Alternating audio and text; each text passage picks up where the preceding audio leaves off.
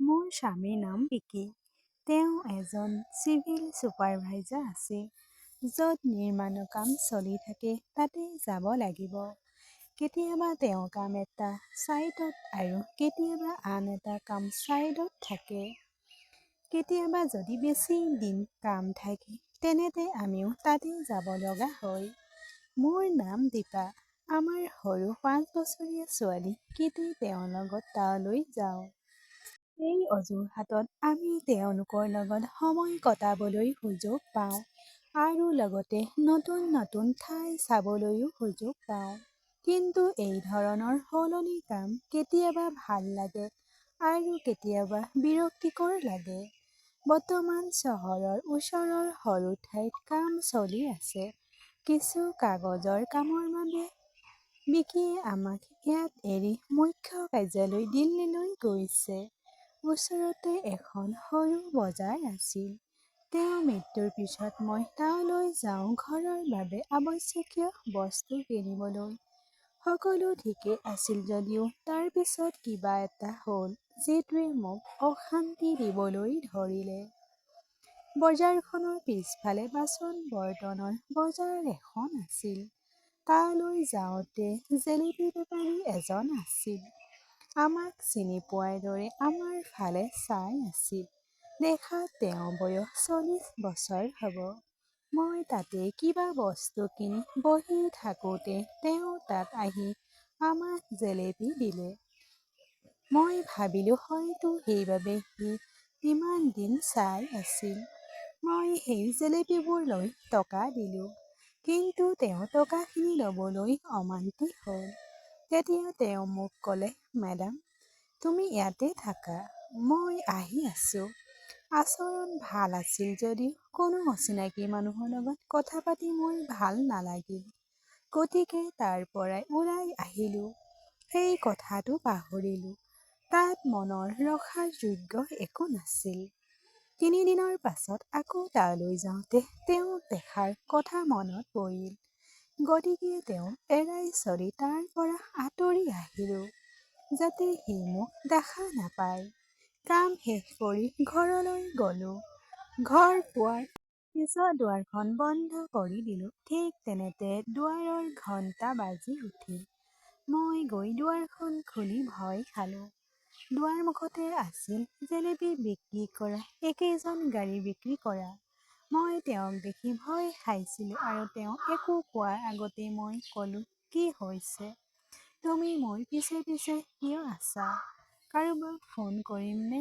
ইয়াত আৰু দেখা নাপাওঁ যেন। মই জোৰেৰে কোৱাৰো খঙৰ বাবে তেওঁ ভয় খাই আতংকিত হৈ পলাই গ'ল। মই কেতিয়াও কাৰো লগত তেনেকুৱা কথা পতা নাছিলোঁ। কিন্তু কৰিব লগা হ'ল। এই কথা মই বিকিক কৈছিলোঁ। তেওঁ ক'লে, যত্ন লোৱা আৰু মই অহালৈকে বজাৰলৈ নাযাবা। মই আহি চাম। বিকি 3 দিনৰ পিছতহে আহিব লাগিছিল। বিকি আহিলে আমি পিছদিনা আকৌ বজাৰলৈ যাব লগা হ'ল। তেওঁ ক'লে, কোন? ঘৰলৈ কোন আহিল চাওঁ। তেওঁলোকে দেখি যে তেওঁ এতিয়াও গাড়ীত জেলেপী বিক্ৰী কৰি আছে। লগে লগে তেওঁ ক'লে যে এই কথা তেওঁ আগতেও দেখিছে, কিন্তু মনত পেলাব পৰা নাই। তাতে সেই গাড়ীখনৰ ওচৰলৈ গ'ল। সিহঁতক দেখাৰ লগে লগে প্ৰথমে সুখী হৈ পৰে আৰু তাৰ পিছত ক'লে, ছাৰ, মোক ভুল নুবুজিবা। মই আপোনাৰ পিছে পিছে যোৱা নাই। বিকিয়ে ক'লে যে মই তোমাক আগতে ক'ৰবাত দেখা পাইছোঁ।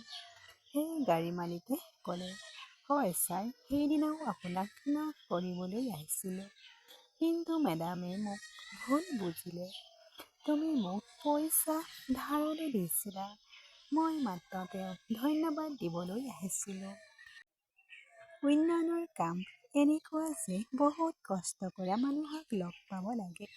সেইবাবে আৰম্ভণিৰে পৰা সি অনুভৱ কৰিছিল যে সিহঁতক আগতে ক'ৰবাত দেখা পাইছোঁ। এই কথা কওঁতে বিকিয়ে সুধিলে, তুমি কোন আৰু কেনেকুৱা অনুভৱ? সেই ব্যক্তিজনে ক'লে, ছাৰ, ইয়াৰ পৰা 300 কিলোমিটাৰ দূৰৈৰ এখন চহৰত 3 বছৰ আগতে আপোনাৰ ছাইটত আছিলোঁ। সেই সময়ত মই আপোনাৰ কেবিন ৰক্ষণাবেক্ষণত পানী ভৰোৱা আৰু চাফা কৰাৰ কাম কৰিছিলোঁ। আপুনি তাত প্ৰায় 5 মাহ থাকিল। আগতে মোৰ কাম কৰি যোৱাৰ বাবে আপুনি হয়তো মোক কম দেখিছিল। মই তাত আছিলোঁ যেতিয়া মোৰ টকা অতি প্ৰয়োজন হৈছিল আৰু ঘৰত বহুত সমস্যা হৈছিল। যি টকা উপাৰ্জন কৰিলে ঘৰলৈ ঘূৰাই দিব লগা হয়। খাদ্যৰ বাবেও টকা বাকী নাথাকে। কেইবাদিনো কাম কৰিলোঁ, কিন্তু তাৰ পিছত এদিন ভোক লাগিল। তেতিয়া তোমাৰ বাকচটো দেখিলোঁ। মই চাফা কৰি থাকোঁতে তুমি ওলাই গৈছিলা। সেইদিনা মোৰ বৰ ভোক লাগিল, সেয়েহে তোমাৰ বাকচৰ পৰা ৰুটি এটা উলিয়াই খালোঁ। মই আকৌ একেই কাম কৰিবলৈ ধৰিলোঁ। আগতে গোটেই দিনটো তোমাৰ ৰুটি এখন ৰুটি লৈয়ে কটালোঁ। কেতিয়াবা আপুনি মেডামক চাৰিটালৈ আনিছিল। সেইবাবে মেডামৰ মুখখন মনত পৰিল।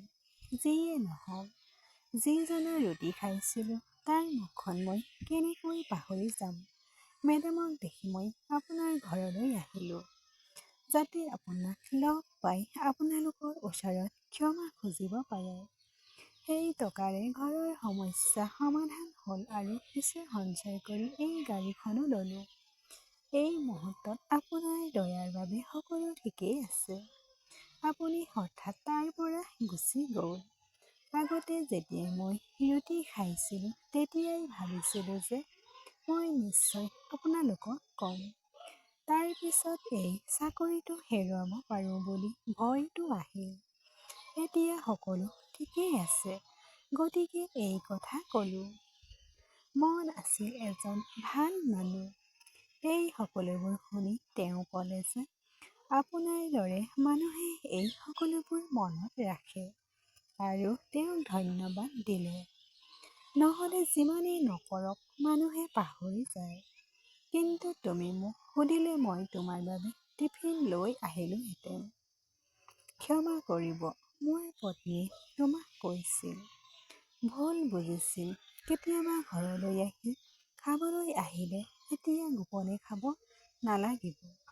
সেই ব্যক্তিজন সুখী আছিল যে মন আৰু মোৰ এই কথা বেয়া নোপোৱাত। আচলতে তেওঁৰ চকুত সত্য দেখি মই অনুভৱ কৰিলোঁ যে মানৱতা এতিয়াও আছে। এনে মানুহৰ বাবে কিবা এটা কৰিবলৈ মন যায়। ধন্যবাদ বন্ধু-বান্ধৱীসকল, কাহিনীটো সম্পূৰ্ণ শুনাৰ বাবে। এনেকুৱা কাহিনী পাই থাকিবলৈ চেনেলটো ছাবস্ক্ৰাইব কৰি ল'ব।